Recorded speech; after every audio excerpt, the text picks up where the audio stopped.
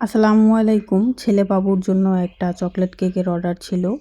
তো ওইটাই ডেকোরেশন করব। গতকাল রাতেই আমি এটাকে ক্রাম কোটিং করে নরমালে রেখে দিয়েছিলাম।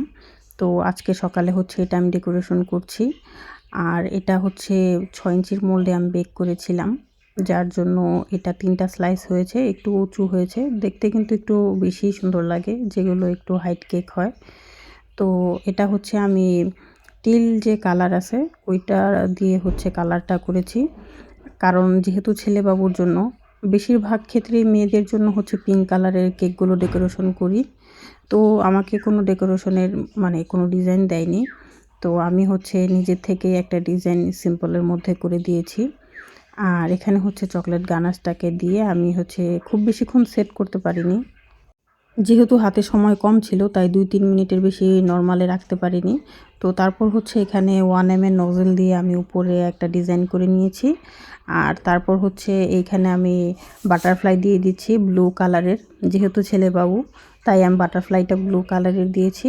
আর এখানে আমি গোল্ডেন সুগার বল ছোট সাইজের যেটা আছে এটা দিয়ে দিচ্ছি। আর নিচে নামটা লিখে নিয়েছি।